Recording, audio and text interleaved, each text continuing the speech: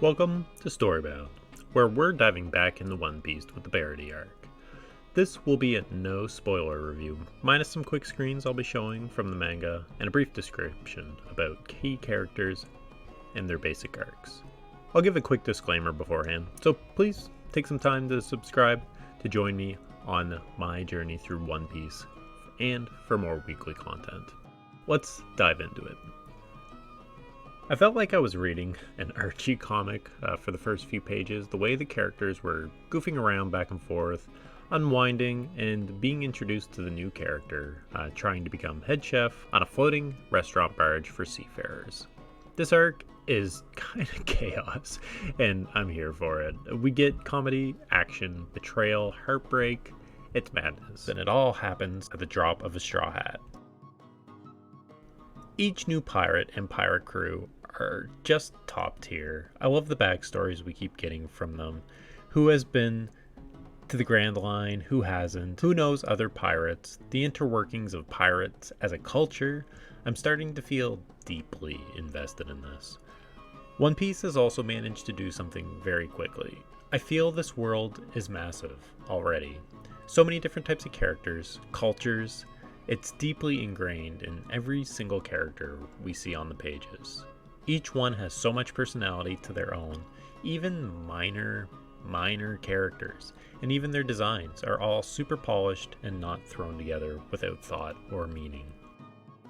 In terms of story, Zoro and the man with the hawk eyes, we get to see Zoro at his best and his lowest in this chapter, and it's really good to see some character development for him. Luffy, we continue to get more and more depth to his character. I do want to avoid spoilers, but he seems quick to be attached and stay attached to his crew, and I find it charming. With Nami, it's starting to show that her motivations extend far beyond the team at this point.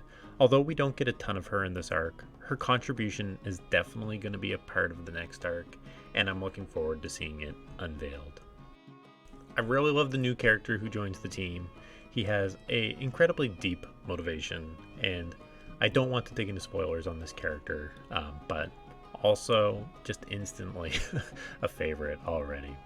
I've said in every single review so far that the way the posing and action is portrayed in this series is top tier. I'm going to show some pictures and panels here that could be considered spoilers, so please be warned. They don't show any key conversations or really much in terms of character reveals, just some really cool posing, but spoilers. Just take a look at these. I'm gushing. I took classical animation in college, and although I left that career path fairly shortly after entering the workforce, I remember one thing my instructors pushed and pushed and pushed. Push the pose and have a strong silhouette. This manga crushes that concept. Luffy isn't the only stretchy pirate in this crew. The way these characters are put to paper, I love it, and it's amazing. These aren't even the best ones I've seen so far. I just had to show some, and also wanted to try to avoid real spoilers as much as possible. It's not just the action, it's not just the posing, but the narrative as well. Every damn comic this happens, new character, I have a checklist here. Backstory, awesome. Chip on their shoulder? Check. Doesn't want to join the crew at first? Check. Learns how solid our stretchy boy Luffy is? Check. Instantly grows as a character in the same arc they're introduced? Check. I keep going, but I'm not as good at writing these dialogue as this book is. I love these engagements from the early on stuff in the barge, how deep it gets into building the tension for the conflict we all know is coming, and everyone's personalities, their quips, and their baggage. This continues all the way through the battles, and even the side characters get character development. I still want to know how the dog is doing back in Orange Town. The team is fighting with a group that is basically impenetrable, and there is an escalation event caused by Luffy basically bumping into another character, and it gets wildly out of control. I love these moments that just change the pace of the book on a dime.